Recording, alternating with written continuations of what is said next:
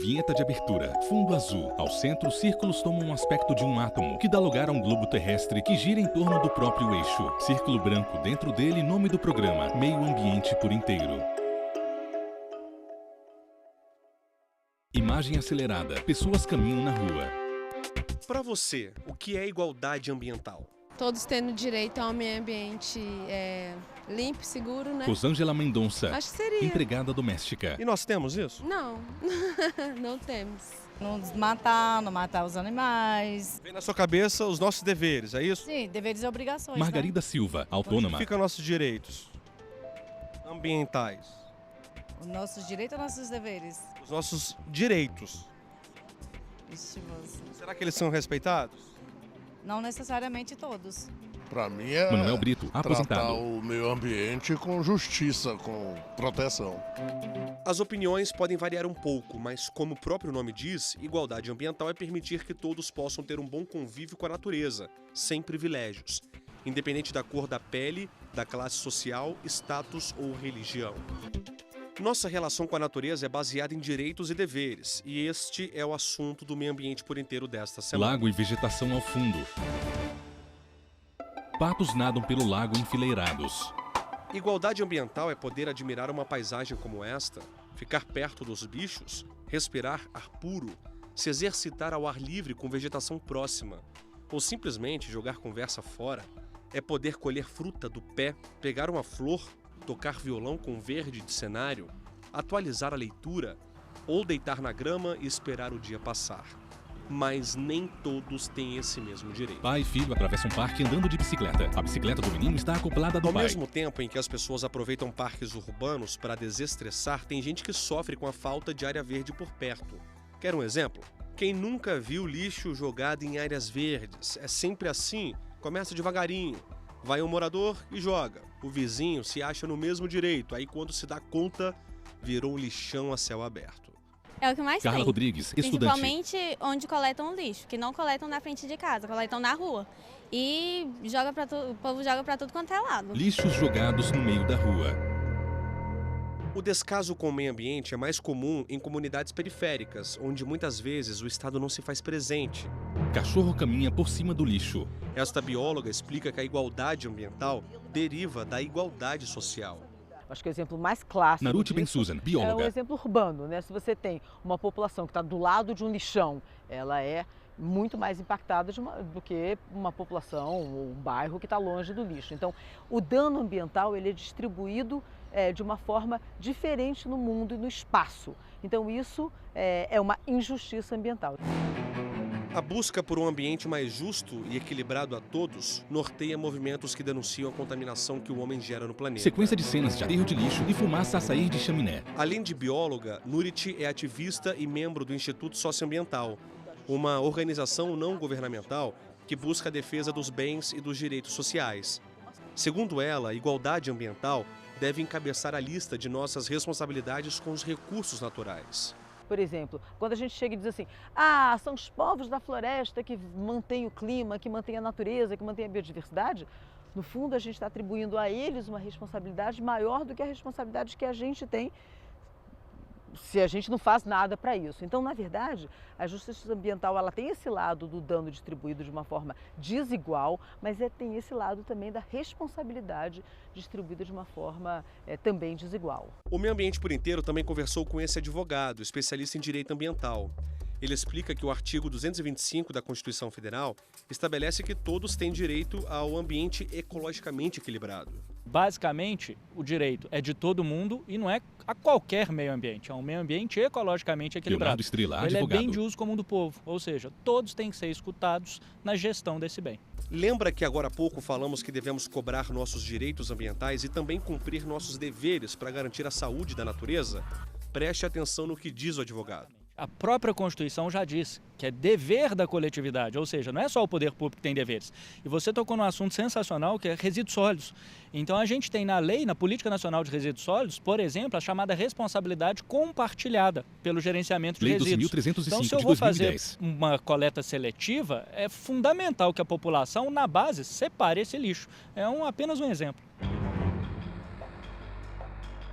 Não é novidade para ninguém que as mudanças climáticas estão relacionadas com o crescimento das cidades, o desmatamento e a queima de combustíveis fósseis, por exemplo.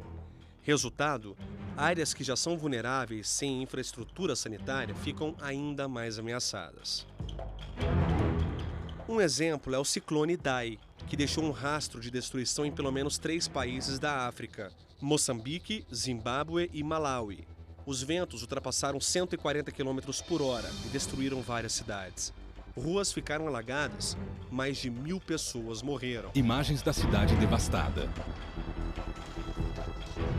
No Brasil, os últimos anos foram marcados por alguns desastres. Em 2015, houve a primeira grande tragédia ambiental da história, em Mariana, no interior de Minas Gerais. O rompimento da barragem de resíduos de minério contaminou o solo, os rios, o Oceano Atlântico, derrubou casas e matou 19 pessoas. Destroços causados por Mariana. Em janeiro desse ano, outra tragédia maior ainda, envolvendo barragens de resíduos de mineração. Desta vez em Brumadinho, região metropolitana de Belo Horizonte. A barragem da empresa Vale se rompeu e provocou uma onda de destruição e contaminação. Casas foram destruídas. O rio Paraopeba foi severamente infectado e mais de 240 pessoas morreram. Helicóptero voando no céu. Eu perdi um sobrinho. Denisiana França, empregada doméstica. E a dor é imensa, imensa. Não consigo falar nesse vídeo a dor que foi. A destruição, vidas de quem estava começando a viver agora. Denisiana gravou esse vídeo para o meio ambiente por inteiro. Ela conta que o sobrinho não foi encontrado.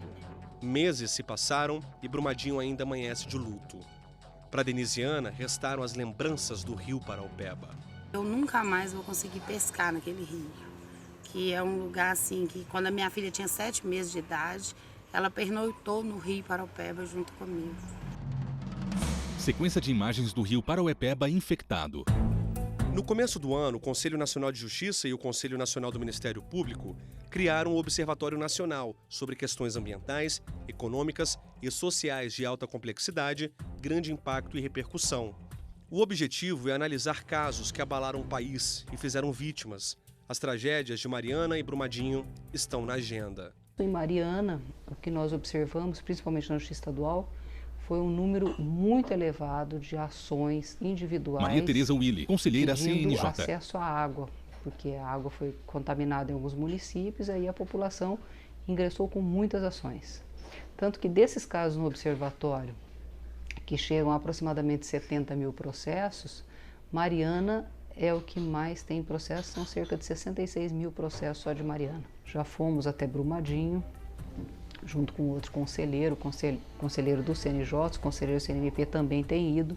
Nós fizemos um encontro com um especialista em negociação, conciliação, mediação, com membros do Ministério Público, membros da magistratura.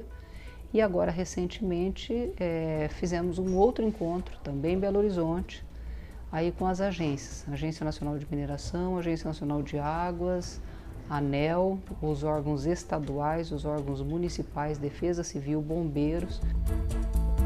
Imagens do rio infectado. Tela escurece. Câmera mostra lixos no chão. No próximo bloco, a gente mostra como o descarte incorreto de resíduos pode impactar os recursos hídricos. Você vai conhecer um parque urbano que caminha na contramão da igualdade ambiental. A gente volta já. Vinheta. Fundo azul. Animação de um átomo que dá lugar ao planeta Terra, que dá lugar a um círculo branco. No centro, meio ambiente por inteiro. Vinheta. Fundo azul. Animação de um átomo que dá lugar ao planeta Terra, que dá lugar a um círculo branco. No centro, meio ambiente por inteiro. É dia. Cena urbana de 2 avenidas, canteiro central e prédios de cada lado. A gente começa o segundo bloco do programa com uma pergunta. O que será que as pessoas estão fazendo para deixar as cidades menos sujas? Geraldo Barbará, na minha casa, motorista. Eu costumo separar os lixos, orgânico, plástico e vidros. Eu acho que com isso eu deixo a cidade um pouco menos suja. Né? Giovanni Montini, motorista. Fica uma lixeira que eu vou jogando tudo dentro, mas quando eu paro eu jogo no lixo que pertinente. Na verdade, com alimentação, e sempre a gente faz o fracionamento de lixo orgânico, metálico e etc, né? Você viu, tem gente que separa os resíduos para ajudar na coleta seletiva?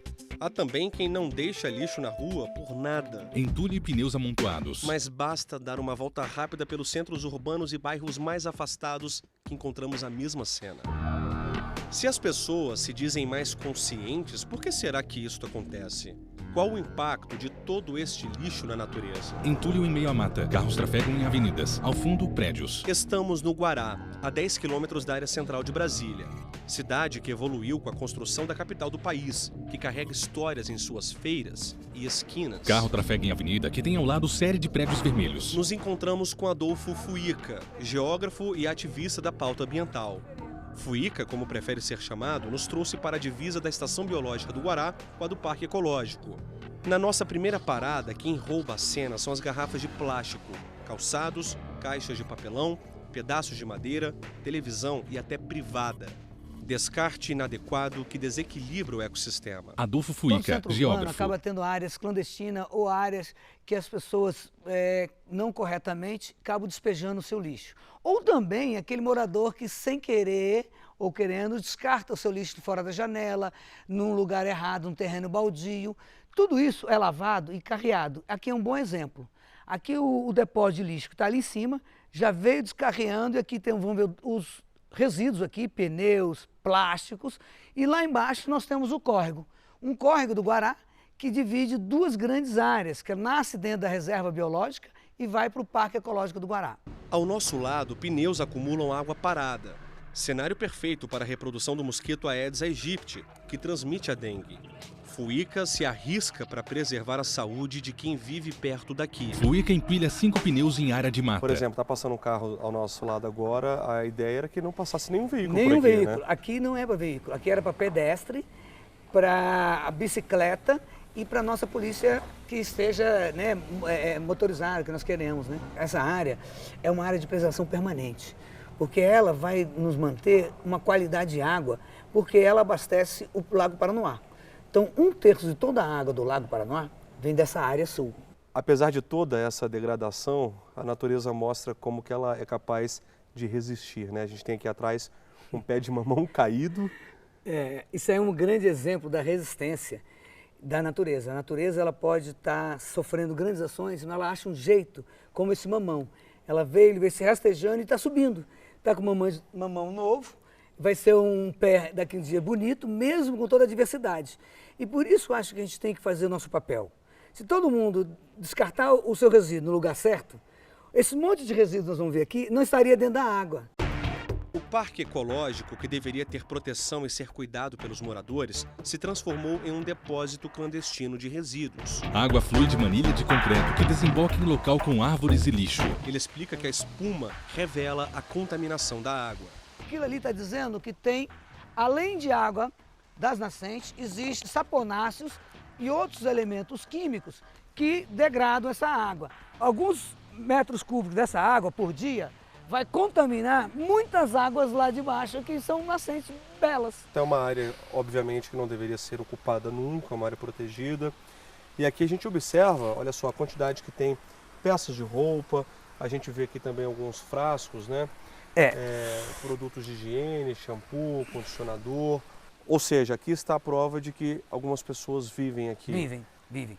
Muitas pessoas vivem, acabam fazendo seus barracos, acabam fazendo e depois até cresce, querendo uma galinha, querendo numa área inapropriada, que muitas vezes usam a água imprópria para tomar banho, para comer. Galho de árvore com 3 pequenos macacos. Em meio a este caos, flagramos saguis. Sequência de cenas dos saguis em galhos de árvores de folhas verdes. E até abelhas trabalhando, ou melhor, polinizando as plantas. Abelha em flor amarelada. Fuica caminha por ponte sobre córrego. Quando nos aproximamos da margem do córrego, Fuica se entristece com o que vê. Porque eu vejo um córrego dessa magnitude, que nasce a 3 quilômetros daqui, no máximo 5, porque é uma vereda muito grande. Para mim, é uma das maiores veredas urbanas do mundo. Uma cidade que tem mais de 3 milhões de pessoas tem uma vereda, onde essas veredas nascem e aqui juntam outras nascentes e aqui passa uma quantidade de uma água dessa com um volume muito bom. E aqui nós temos aí dias sem chover e aqui você vai ver os resíduos, a quantidade de lixo e a quantidade de lixo que ainda tem lá em cima, que com as chuvas vão vir todo para cá. A água que deveria ser pura é contaminada pelo lixo, tem de tudo. Nós vimos ali que tem uma contaminação clandestina, o esgoto líquido, né? Efluente líquido. E nós vamos ver a quantidade de lixos clandestinos que estão vindo. E as ruas que acabam colocando uma quantidade também enorme de lixos inadequados. O que acontece? Toda essa água, ela escorre pela declividade do terreno e vai parar nas calhas desse rio. Quem é o culpado por todo esse problema? Córrego em meio à mata Na fechada. verdade, são vários culpados. Eu acho que, de um lado, o Estado pela omissão da fiscalização. Como nós temos um esgoto clandestino, então acho que os órgãos de fiscalização, como a CAESB, o IBRAM, deveriam estar com monitoramentos melhores, principalmente nessa água que vai para o lago, que vai vir para nossas torneiras. O Estado. O segundo, a população, o cidadão. Que ele, quando ele faz o descarte incorreto do lixo dele lá na casa dele, ou num lugar desse, baldio, ou aqui em volta dessa unidade de conservação, ele está contribuindo para acelerar esse processo. Repórter Leonardo Ferreira, Guará DF. Há mais ou menos 30 anos atrás, ele trazia os filhos que na época tinham 6 e 3 anos para tomar banho. Aqui encontrava bastante peixe. Verdade. Ou seja, para você é um impacto muito grande, né, Fuica? Muito grande e triste ao mesmo tempo. Por quê? Imagina, 30 anos atrás, nós andávamos aqui dentro numa qualidade maravilhosa. A quantidade de piabas, carás, outros os peixes cascudos, a gente via muitos tipos de peixe. E de vez em quando nós vimos um peixe colorido, que esse era mais difícil. Mas eu e meus filhos ficavam aqui, com muita geração aqui, aos 30 anos atrás, tomávamos banho lá no Poção, na cachoeirinha. E olha só, não é história de pescador não, viu? Ele estava contando pra gente também que existe uma espécie que só tem aqui no Guará. No mundo todo só tem aqui no Guará? É. Ele está na bacia do Córrego do Guará, que é uma microbacia, e recentemente os pesquisadores, porque ele foi achado nos anos 60 para 70, foi cadastrado. Ele é um peixe lindo, chama pirá Brasília. Ele tem um macho e a fêmea, que são bem amarelados, lindos, que hoje é super cobiçado para quem cria, mas eu acho que ele tem que viver na natureza. Fuica caminha até o córrego, próximo a uma manilha, e retira lixo do local. Temos um dever a cumprir. Lixo é responsabilidade nossa para que se tenha uma igualdade ambiental. Missão minha, sua e do pessoal de casa, né? Com certeza, de todos nós, porque cada um fazendo sua parte, nós vamos deixar de ter mais lixo nos córregos. Os córregos vão ter melhor qualidade e nós vamos ganhar na nossa torneira, né? Sequência de cenas do córrego em meio à vegetação. Tela escurece. 2 homens caminham em local urbano por um grande portão gradeado. No próximo bloco, Bob de Souza mostra as diferenças de 2 parques urbanos. Um na área central de Brasília e outro em uma cidade do Distrito Federal um pouco mais distante. O que ele encontrou? Você vai ver no próximo bloco. Vinheta, fundo azul, animação de um átomo que dá lugar ao planeta Terra, que dá lugar a um círculo branco. No centro, meio ambiente por inteiro. Vinheta, fundo azul, animação de um átomo que dá lugar ao planeta Terra, que dá lugar a um círculo branco. No centro, meio ambiente por inteiro. Placas em sequência. Primeiro, Parque Ecológico Sucupira. Depois, proibido jogar lixo. Câmera caminha por estrada de terra repleta de lixo no chão. Eu estou aqui no Parque Sucupira, em Planaltina, Distrito Federal. Repórter Bob de Souza, Planaltina DF. Essa estradinha, se você perceber bem, você vai notar sinais de pneus aqui nessa estradinha. Aí você pergunta, mas como é possível um parque público que tem uma estradinha dessa e as pessoas entram de carro aí? Bom, a questão é a seguinte, as pessoas entram por aqui e fazem descarte de resíduos sólidos. Eu vi um colchonete ali, estou vendo um sofá aqui, entulho, pedaços de lona, mais entulho, enfim, algumas pessoas, infelizmente, estão transformando o parque público numa espécie de lixão. Mas existe uma outra questão. Por que isso? A cerca do parque só tem 100 metros. A área total do parque é de 25 hectares. Completamente fora de controle, né? Situação como essa você não encontra em parques centrais de Brasília, nem de outras capitais brasileiras. A pergunta que se faz é: por que na periferia desses grandes centros urbanos, onde áreas de lazer são mais necessárias, a situação é mais crítica? Por que a desigualdade ambiental fica evidente nas áreas mais afastadas do centro? Câmera mostra lixo entulhado no chão. Conversamos com Wesley Ferreira, frequentador do Parque de Sucupira, o único equipado na cidade de Planaltina, que tem cerca de 180 mil habitantes. O governo, eles deveriam olhar Wesley Ferreira, mais estudante. para esse lado da população, que no caso a gente ia chamar de periferia. O plano é mais conservado pelo fato de ter uma qualidade de vida e bem-estar melhor. E aqui já sendo um lado mais periférico, as pessoas não olham tanto e não imaginam que a gente possa ter uma qualidade igual eles têm. A dona Maria Eunice mora na cidade há 2 meses. Costuma trazer os netos para brincar e vê problemas no fato de a cidade, com quase 200 mil habitantes, ter apenas um parque público para atender a demanda. Maria Eunice Ribeiro, aposentada.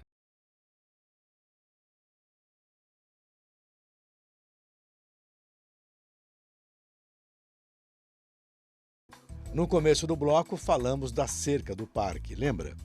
Agora, vamos conversar com um gestor ambiental que pesquisou as deficiências da unidade de Sucupira em seu trabalho de conclusão de curso universitário. Eu estou vendo aqui que essa cerca, onde você está, tem um limite aqui. Daqui para baixo não tem mais cerca. Não tem mais cerca. E justamente esse é um dos principais problemas do parque, que é o cercamento ineficiente, uma vez que o parque também não possui uma poligonal definida.